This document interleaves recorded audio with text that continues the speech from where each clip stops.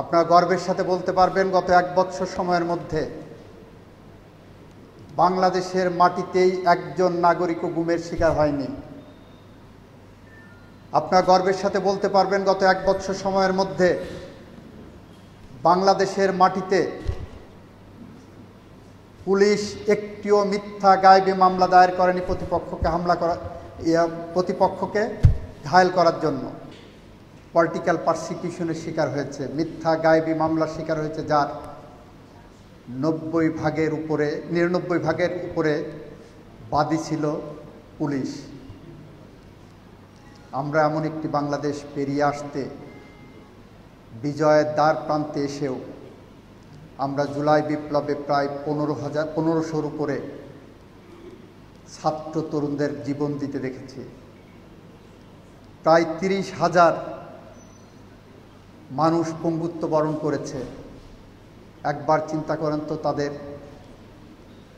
পরিবারের কথা, তাদের স্বজন হারানোর কথা, যারা গুম হয়েছিলেন, যাদের মা এখনো তাহাজ্জুদের নামাজের পার্টিতে বসে আল্লাহর কাছে মুনাজাত করেন, তার সন্তান হয়তো ফিরে আসবে, যা লাশটা হয়তো উনি দেখতে পাবেন। এমন একটি রক্তের সিঁড়ি বেয়ে আমরা যে বাংলাদেশ পেয়েছি, সেই বাংলাদেশের স্বপ্ন অনেক থাকবে, এটাই স্বাভাবিক। তবে স্বপ্নেদের ডালপালা যেন এমনভাবে না তৈরি হয় যে ডালপালা বিশৃঙ্খলা তৈরি করবে এবং প্রত্যেকেই মনে করবে আমার দাবি, আমার স্বপ্ন, আমার প্রস্তাবনা বাস্তবায়ন হলো না, সুতরাং আমি ডিসহার্টেন্ড হয়ে গেলাম। আমরা এমন একটি বাংলাদেশের স্বপ্ন দেখি। আপনারা গর্বের সাথে বলতে পারবেন গত 1 বছর সময়ের মধ্যে বাংলাদেশের মাটিতেই একজন নাগরিকও গুমের শিকার হয়নি। আপনারা গর্বের সাথে বলতে পারবেন গত 1 বছর সময়ের মধ্যে বাংলাদেশের মাটিতে পুলিশ একটিও মিথ্যা গায়েবী মামলা দায়ের করেনি প্রতিপক্ষকে ঘায়েল করার জন্য। মিথ্যা মামলা হয়নি আমরা বলছি না, সেখানে ভিকটিমের পরিবার মামলা করেছেন, তার থেকে প্রতিকার দেওয়ার জন্য, বের হয়ে আসার জন্য ইতিমধ্যে আমরা ফৌজদারি কার্যবিধির 173-এর এ ধারা সংযোজন করেছি।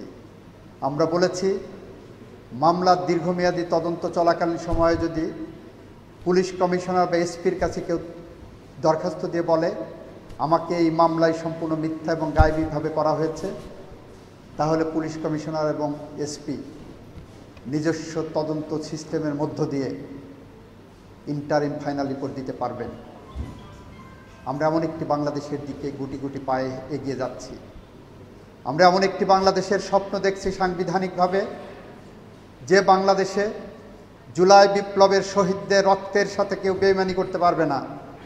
আমরা সাংবিধানিকভাবে এমন একটি যৌক্তিক জায়গায় যেতে চাই, যে যৌক্তিক জায়গায় আবু সাইদ, মুগ্ধ, ফায়াজ, আনাস, রায়হানদের রক্ত এবং তাদের রক্ত ঋণ প্রতিফলিত হবে। বন্ধুরা আমার, সেই বাংলাদেশ প্রতিষ্ঠায় বিপ্লবে অংশগ্রহণকারী প্রতিটি শক্তি, প্রতিটি স্টেক হোল্ডার আপনাদের জন্য নিদ্রাহীন রাত কাটাচ্ছে। বিপ্লবে অংশগ্রহণকারী প্রতিটি স্টেক হোল্ডার সেখানে নিদ্রাহীনভাবে চিন্তা করছে এই সংকটময় অবস্থা থেকে আমরা কিভাবে উত্তরণ ঘটাতে পারি। আপনাদের মাঝে কিছু কিছু বিতর্ক ছড়িয়ে দেওয়া হচ্ছে, ৭১ না ২৪। আমরা বলতে চাই, জুলাই বিপ্লবের চেতনার মাঝে ৭১-এর কোনো বিভেদ ছিল না। আমরা বলতে চাই, জুলাই বিপ্লবের চেতনা ছিল ৫২ থেকে উৎসারিত। জুলাই বিপ্লবের চেতনা ছিল ৭১-এর মহান স্বাধীনতা যুদ্ধের শহীদের রক্তের ধারাবাহিকতায়। জুলাই বিপ্লবের চেতনা ছিল ৮২ থেকে ৯০ সাল পর্যন্ত জাফর, জয়নাল, দীপালি সাহা, কাঞ্চন, রাউফুন, বসুনিয়া, জেহাদ, ডাক্তার মিলন, শাহজাহান, সিরাজের মতো বিপ্লবী মানুষের রক্তের ভেজা একটি সোপানের মধ্য দিয়ে আমরা ২৪-এর গণঅভ্যুত্থান পেয়েছি।